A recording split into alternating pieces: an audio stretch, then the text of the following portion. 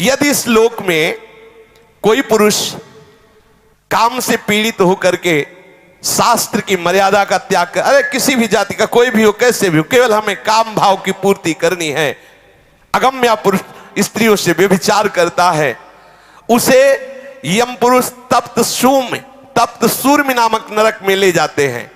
और जो स्त्री ऐसी व्यभिचारिणी होती है तो वहां तपाया हुआ पुरुष लोहे का बना हुआ है, आग, बिल्कुल आग, उसमें उसको आलिंगन करने का दंड दिया जाता है। यमराज के दूत ऐसे पकड़ लिए और उसमें अब 1-2 दिन वर्ष नहीं, बहुत काल तक चलते रहो। जो पुरुष पराई स्त्री के साथ व्यभिचार करता है उसके लिए वैसी स्त्री की रचना होती है, वो आग जैसी तपती होती है, बहुत काल तक उसको उसमें आलिंगन कराया जाता है, जलता रहता है, चीखता रहता है। तपाए हुए लोहे की स्त्री या तपाए हुए लोहे के पुरुष की मूर्ति से उसे बहुत काल तक उसमें आलिंगन कराया जाता है। जो पुरुष इस लोक में कामासक्त होकर पशुओं के साथ व्यभिचार करता है, मरने के बाद उसे यमदूत वज्र कांटक सालमली नरक में गिराते हैं। इसमें वज्र के समान कठोर कांटों वाला सेमर के वृक्ष जैसा है, उसको ऊपर ऐसे फेंकते हो, फिर नीचे घसीटते हैं, पूरे वो कठोर कठोर कांटे हैं वज्र जैसे, पूरा शरीर फट जाता है। मरना तो है नहीं। जो किसी की भी परवाह नहीं करते, अपने शरीर का पोषण करते हैं, दूसरे जीवों का मांस खाते हैं। ओ बकरा, ये ऐसे बहुत कोमल बेचारे जीव हैं जो बलहीन हैं। आप मनुष्य शरीर प्राप्ति की बलात् उनको पकड़ के विविध प्रकार से कष्ट देते हैं और मांस खाते हैं, तो वहां भयंकर यमराज के दूत उसी का मांस काट काट के उसको खवाते हैं। यमपुरी में उसी का मांस उसको नोचते हैं से मांस और उसको पवाते, ले आप पा। अच्छा, 1-2 दिन की बात है नहीं, ये बहुत लंबा सजा होती है, भोगते रहो। जैसे कोई कहते अरे हम नहीं मानते, तो आप भारतीय विधान को ना मानो, करो, जिस दिन फंस जाओगे तो तुम्हारे पुरखा पानी पा जाएंगे। इतनी पिटाई करेगी भारत सरकार की जो सैनिक है कि तुम्हें हो, फिर उस समय नहीं चलेगा कि हम नहीं मानते। तुम्हारे मानने ना मानने एक थोड़ी विधान है, फंस जाओगे विधान में तब पता चलेगा।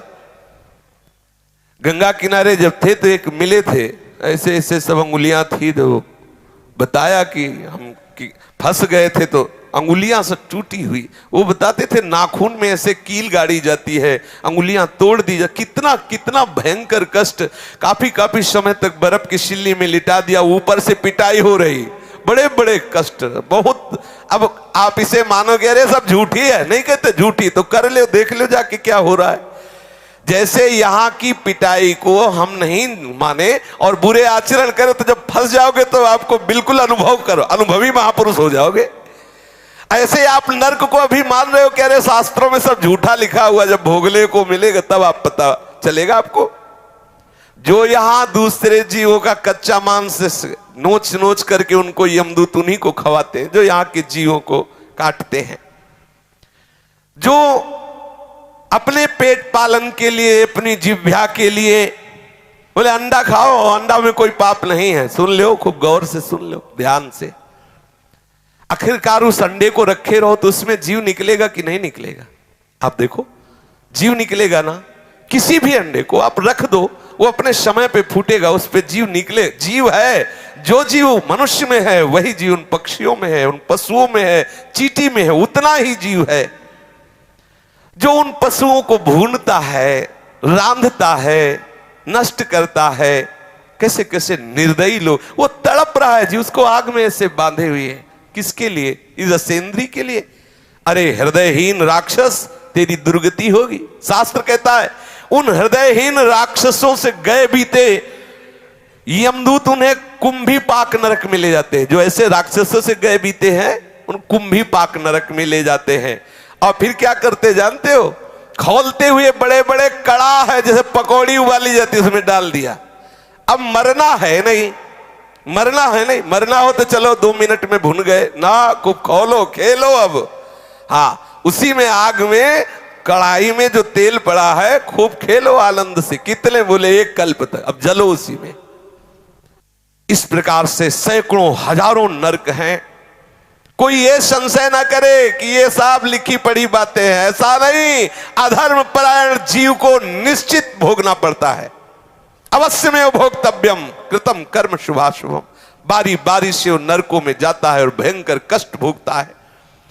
इसी प्रकार जो धर्मात्मा होता है, पुण्य करता है, वो स्वर्गों में जाता है और विविध प्रकार के स्वर्ग सुख भोगता है।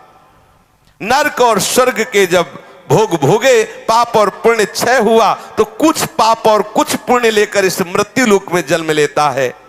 कहीं उत्तम या अधम गतियां उसकी यहां दिखाई देती है। वो धनी है, वो निर्धन है, वो स्वस्थ है, वो रोगी है, ये सब पाप और पुण्य के कर्म परिपाक से है।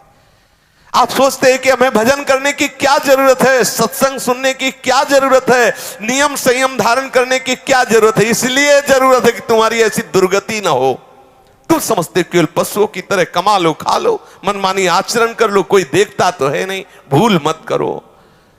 बड़े बड़े महापुरुषों ने जो निश्चय किया है, ये उनके अनुभव के विषय है। साक्षात भगवत स्वरूप भगवान व्यासदेव जी, श्री सुखदेव जी, ये साक्षात भगवान हैं, ये वर्णन कर रहे हैं। ऐसा है, इसलिए डरते रहो, कोई अपराध न बने और निरंतर भजन में रहो। शेष चर्चा आगे। श्री राधा वल्लभ लाल की जय।